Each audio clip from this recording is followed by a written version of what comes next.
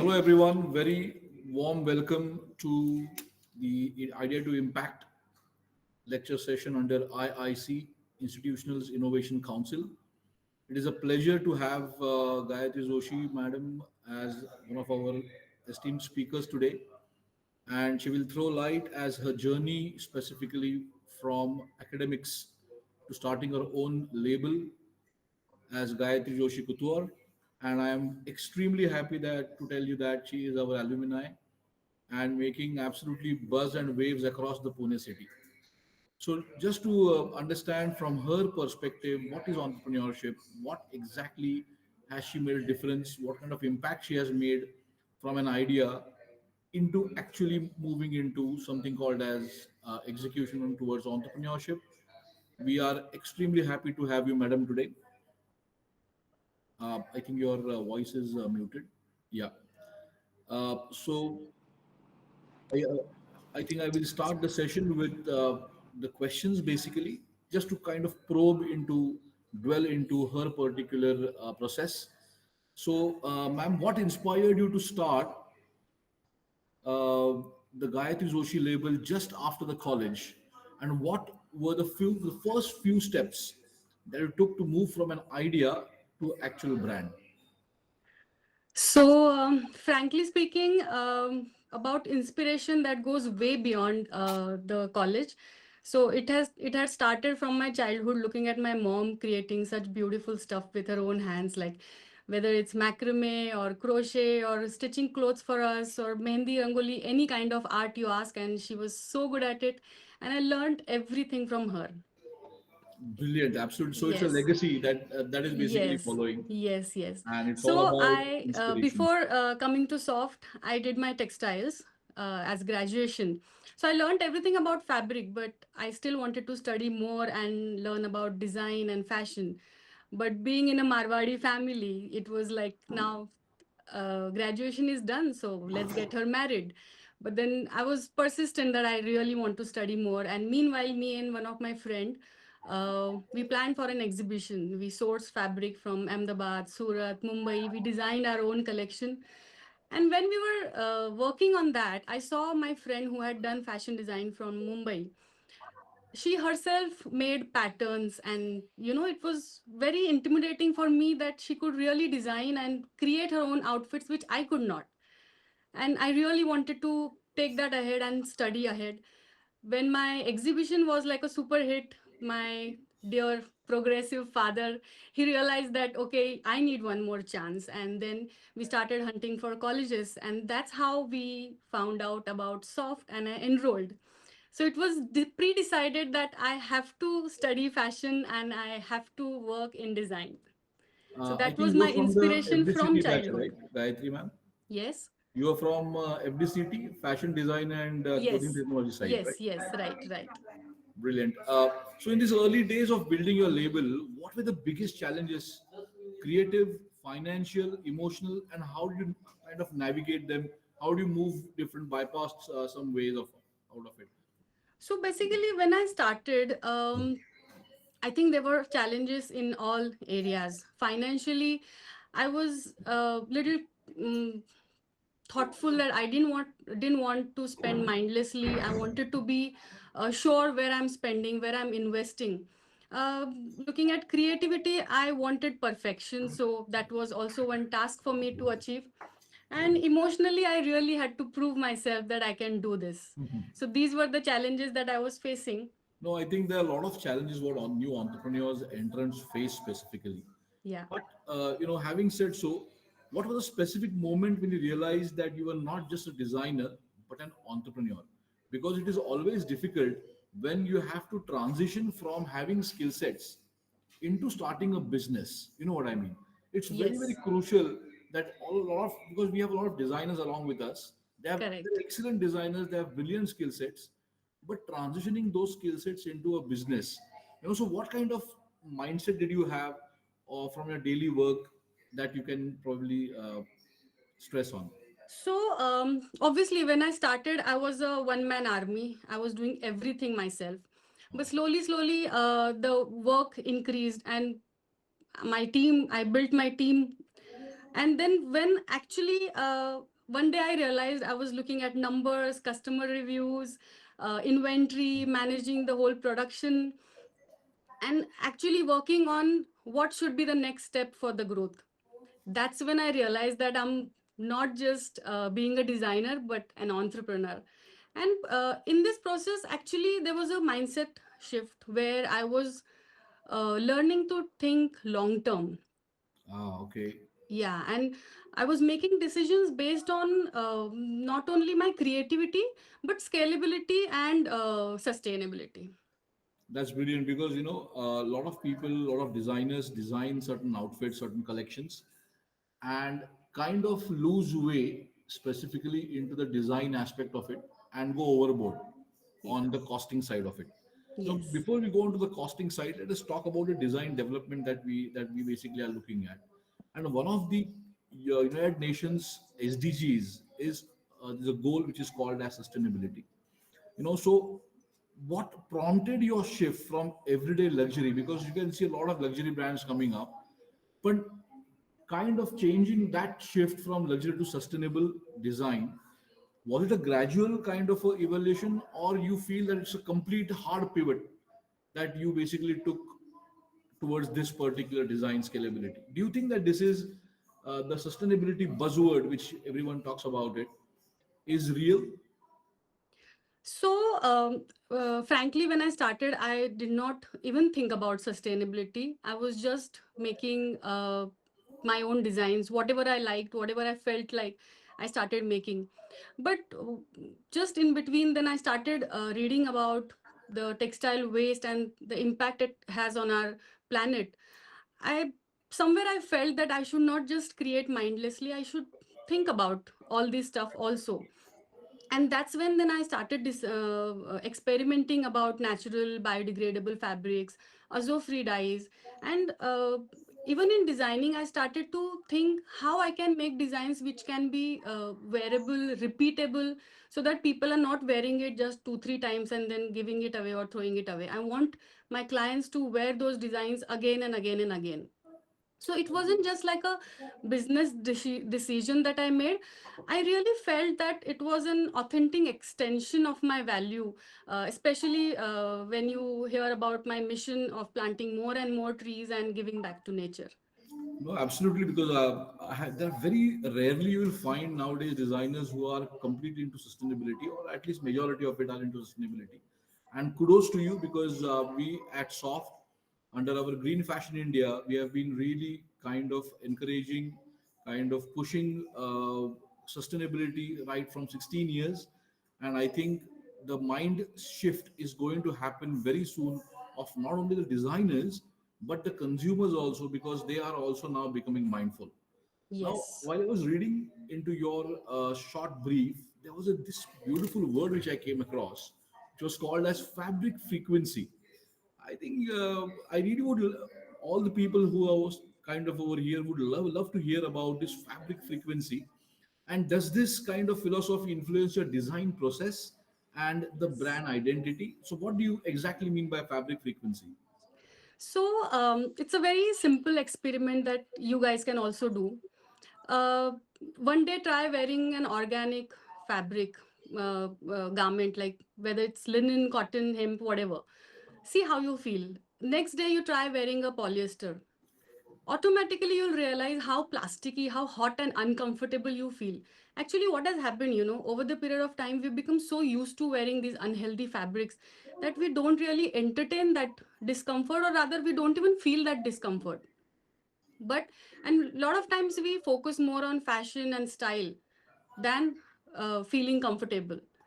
Oh, So when absolutely. I was exploring about sustainability aspect in my business, I came across this fabric frequency, and I really believe in it. I feel it's the biggest truth. And when you talk about natural fabrics, you actually feel they are breathing. They're breathable, they move, they connect with your body. And looking at skin as an organ, it's the largest organ of your body, and we must take care of it wisely. Because now if you see on internet, there are a lot of topics such as how these fabrics are majorly disrupting our well-being. they are causing infertility, skin allergies, and whatnot. So when I studied about fabric frequency and sustainability, I was 100% sure that I want to do something in sustainable fashion. And most importantly, the design that I make, I have an intention to make the wearer feel calm, confident, elevated, and somehow now it's become like a soul of my brand. Absolutely, I think it's a lovely, novel, and very noble concept. Of because after COVID, I think the entire paradigm is a paradigm shift in the mindfulness, in the kind of thought process of the consumers also. They want to breathe, they want to live, they want to have a healthy life. And I think what you just said, I think completely seconds to the thought of what the consumers also would love to wear. And trust me, I'm going to come to you, and I have one customized garment from you as well, which is completed towards this. Sure, uh, Having anytime. said so, end of the day, it's all about business as well.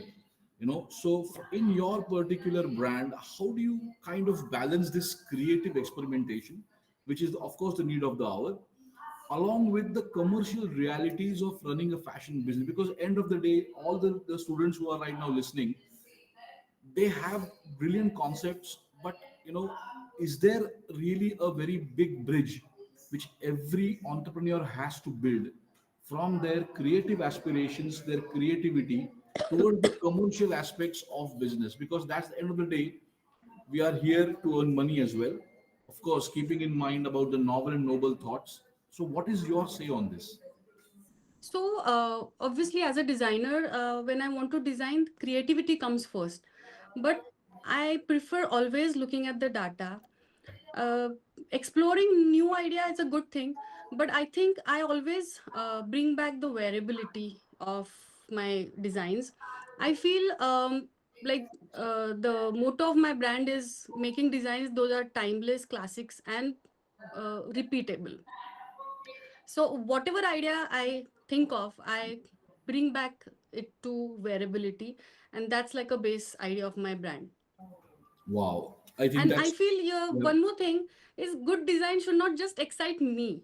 I feel it should add value to my Yeah. customer's life, and that's where the brand growth is also, I think, I think lying. you have made a very impactful and very strong statement that it is all about the customer journey also, the Yes, customer aspirations, the customer needs, wants, and demands also.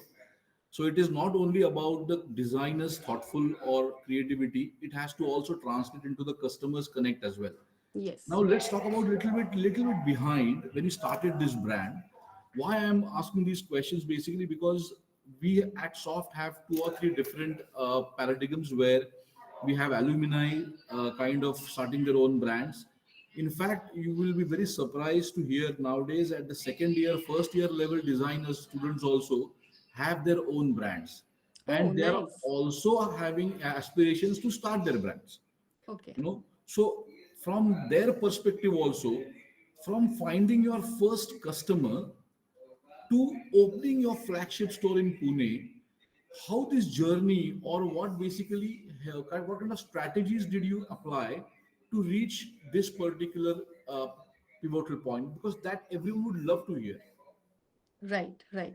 So, first, I feel I would say design language. Stay consistent to your design language and what you want to give your customers. Second, I would say build a strong customer relationship. Keep your mind open, keep conversation open. Understand what they are liking, what they are not liking. Take that feedback and use it in your collection. And obviously now social media platforms are extremely important for you guys. You have to be consistent on that to gain visibility. And I feel for me it was like I treated customers like every customer like my first one, and I ensured that what uh, my piece is added value to them or not. I kept taking their feedbacks and I kept making changes or improvements in whatever I designed. Wow. So I think every customer, when they come for a repeat buy or they are new, I think they have to be kind of treated with the same passion, the same kind of enthusiasm, the same kind of creativity. Because nowadays shopping is has changed completely from just shopping into an experience as such. But Totally. do you believe, Gayatri, that it is not a one man show and it has to be a team that basically is behind you, which is kind of supporting you? There are a lot of partners also available. So, if there are so, what kind of team one should look at, and what kind of qualities uh, designer should look into the team? Why I'm asking this, because even if these all students will start or they have their own brands, end of the day they have to go to someone. There's a kind of a dependability on logistical kind of things, on the pattern making, on the construction side of it. So what kind of team building or qualities that one should look at when you have such a beautiful successful brand? Yeah. So obviously, when you start, you immediately don't build like a big team. Initially, you to obviously your finances, your budgets are less, so you start doing everything on your own. But slowly, as your demand grows, I feel one by one you can keep adding uh, members in your team, which can be helpful to you, which can reduce your work, and you can focus more on the things that like your artisans cannot do, like marketing or sales or whatever. So when I choose my team, I look at sincerity, the first thing, because that's the whole thing. Like if you're not sincere, you're not going to get your work done. Then Ah, second thing I look at is how skilled they are. But at the same time, I need them to be humble. You can't be arrogant, because technical skills can be taught or help them guided or improved, but their intention and integrity, we cannot do anything about it. So yeah. that's very Well, important. absolutely. I totally agree with you. And, Yeah. kind of having said so, as I was also reading, because every person, including you, which you have stated very, very strongly, that you're a lifelong learner. So today's dynamics ask for sustainability, technology, and most importantly, the product shift has moved from product to particularly customer or consumer. So, as you rightly said that you are a lifelong learner, what do you feel were the key learnings that you are right now kind of anticipating or kind of working on? And do you think that every person should be a lifelong learner as well? 100%, 100%. There's nothing that you'll know 100% at any given point. You have to be lifelong learner. See, fashion industry is evolving rapidly, whether it's technology, sustainability, consumer behavior, and now AI is taking over of all of this. So I feel for me, key learnings are you have to be curious always. Look around you, what is happening, what's new. Keep your mind open to new learnings, adapt quickly to some changes which are good. And sometimes you have to unlearn things that you've learned in a wrong way and relearn those things. That's also very important. And I feel Wow, relearn is a blindly very following impactful trend word. is not the right thing. So value authenticity over trends, I feel very important. Do you think, just a little small question about the lifelong learnings that you rightly said, that will AI really impact the fashion industry to an extent that your skill sets will be taken over? See, for fashion industry, I think AI can take over halfway, like designing part of it. Now you're seeing there are apps where you can see your design, how it is going to look on the person. All Right. that can happen, like that can take over. But behind the scenes, when you're actually creating the garment, obviously mass productions can also be taken over by AI. But when you're creating something couture level, there I think it won't be possible for AI to take over. All There right. your Because skills, your artisan it skills has will to be there. actually It show. has to be there. Because I was just talking to a few other designers as well. One of the major things that they basically kind of listen to customers is they get a lot of designs from Pinterests. Yeah. and they see a lot of movies and they take the pictures of the movies and they basically get to a designer saying, I want something like this. Do you have some customers like that? And because there's a lot Always. of problem in terms of copying designs, but end of the day the customer wants that. So Yeah. what is your take on this? See, I would say now in this social media era, everyone has become a designer. Everyone knows what they want to wear, what style is in, and what they want to wear, everything. So, but most of the times they don't understand if particular garment is going to look good on them or not. They're just looking at on that model or a actor, whoever it is, and they imagine themselves wearing it, but it's not necessarily it is going to suit them. So that's where our role comes, where we make them understand what changes can we make in this design which will look good on you. Brilliant. I think the customer also is evolving as the designers are evolving. Yes, They are also 100%. getting empowered from particularly uh, just having a thought about a garment and actually having few options. So everyone has, as you rightly said, has become a designer. Yeah. But last and the most important question, which I really would uh, appreciate if you could just share your thoughts. So what kind of advice would you give to design students or young entrepreneurs who wish to create purpose-driven, innovative brands in today's competitive market, and the students at Soft who have kind of a exposure to a very different kind of ecosystem in terms of skill sets, in terms of design capabilities? What would be your say 8 or 7 8 pointer steps or processes that one should take at Soft as a kind of a student or a young budding entrepreneur? Okay. So I would say that start with intention when you want to create, even before you decide what you want to create. Set your intentions right, what you want to create, why you want to create, I mean.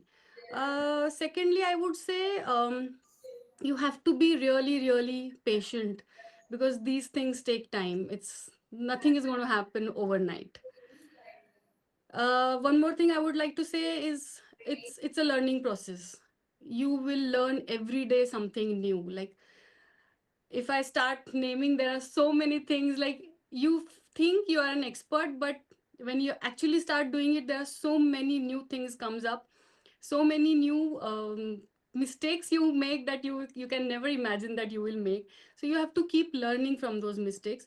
I would even say if you want to do some small business course, that will be wonderful, because designing is one part, and when you're running a business, that's another different part, where there are a lot Absolutely, of things that you need to absolutely. look at. And most importantly, I feel understand your customer deeply, what they want, what they like, what they don't like. Take their feedbacks, very important. um More, I think, stay true to your value and purpose, because a lot of times it's going to happen that something you really felt good about and you tried and it did not work. But whatever happens, you have to stay true to your purpose. Don't keep changing. Okay, this is not working, let me change it to this. That is going to ruin your journey.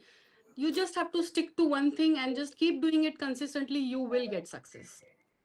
Brilliant. I think that's value, attitude. It's your particular inner thought process. I think integrity. I think you touched all the basic points which are very very crucial. Uh, And one you more know, most important thing I would like to say here is enjoy the process of creating, you wow, know, and absolutely. what you're becoming while you're creating. No, I totally Every agree. step, I totally agree. whether it's a success or a failure, you're evolving and you're getting one step ahead to your success. So you have to keep in mind that even if there is a failure, this is not the end. You can still keep going and keep focusing on good things, and there are good days ahead. Brilliant, Gayatri. I think we will be extremely happy if you would come in person and have a little chat with our students later also.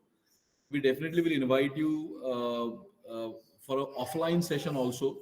because I Sure. think it's very important that the industry, our own alumni, should be the first person to connect from our student perspective, because I think they will get a real time direct feedback from how does the really the industry operate, because a lot of them are working on kind of academics, they know the skill sets, but what it really takes to be in the industry, Yeah. I think is very, very crucial. I'll just open a forum for everyone. Does anyone have any kind of questions basically for her? We'll have very limited time, but I would take at least one or two questions if there's possibility. Anyone? Yeah, Palak, can you please ask a question? Yes, thank you, sir. And thank you, Gayatri ma'am, for such an amazing session, I'd like to say. It was very fruitful. So, in the business, my question is when you have a team, how do you decide when you start with like a one man army and then you have to like give tasks to other people? At one point, it's like, no, they're not getting it, or it's not how you want it. So, what part do you do yourself and what things do you outsource? Okay. See, with me, I don't outsource anything. I do everything in my own production. And many time it happens that what I'm trying to explain, they're not understanding it. So at that time, you actually have to sit with them. Some things you have to do yourself and show them how it is supposed to be done and get it done from them. See, there is a learning process for everyone. Not everyone knows everything. So when they don't know, you have to sit and actually teach them and they will know it. So I think, Gayatri, it's very important for you also to know the skill set as well. 100%. So, Palak, 100%. there's a one learning from that. You have to really take your course seriously, Yes. and first of all, imbibe all the design skills that the college is teaching you. Yeah. Very Yeah. important. Anyone else, please?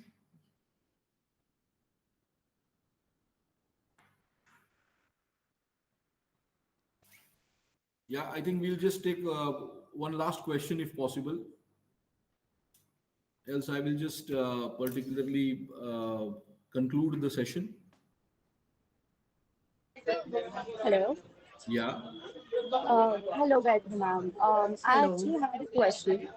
So basically, how to build with a craftsmen, as in, how to get them on board and how to communicate with them. So you're asking Isha basically if you have to do or incorporate, integrate Indian traditional crafts and the artisans who basically work on the craft. So Gayatri, do you kind of implement those traditional crafts of India, and do you deal with the craftsmen directly? So, for me, I'm not very much into traditional crafts of India. Uh, Most common is Jardozi, which I've done, but Lucknowi, chikankari, if you see Fulkari and all those, I am not doing it in my studio, and I haven't yet even connected with those guys because never felt the need of it till now. Okay. Uh, uh, but So whatever, whoever is working with me, I feel whenever we are if, in particular if you're talking about the embroidery, I sit personally with them and I guide them through the setting how I want the design to be done, which color, which embroidery, which thread, which material goes where. I do the setting myself, sit with the embroiderer, and ahead then they take it ahead on their own. brilliant, because I think there was a very good question, because we at Soft have started a concept, two or three concepts. One basically is called as the incubation center. Second, basically, we have started a program called as the Astritva program, where we are integrating traditional artisans across Okay. Bhuj and Kutch. Not only Okay. that, but across India with our designers from Pune, basically. So I think I will talk to you separately on that issue, Sure. Gayatri. Sure. Sure. I think let me conclude this on behalf of SOFT, on behalf of Dr. Garima Bhalla and Dr. Suresh Karade, and all my team and members. Mr. Dharmadhikari is also is over here. Thank you, sir, for joining. Hello, sir. So I really thank you for sharing your insights, sharing your process, your journey, and we wish you all the best. And may you get more and more customers. At the same time, if you can give us more time also offline, we'll be Sure. very happy to have you on board. Sure, sure. It Thank you was so my much, pleasure Gayatri. also. And I was really touched that, my work is recognized and I've been called to speak on the panel. I was overwhelmed I to. will tell all my students to tag you and promote you specifically as a wonderful design from Thank shop. you so much. Thank you Thank so you so much. much. Thank you so much. Thank you. Yes, it was great. Thank you. See Thank you. you.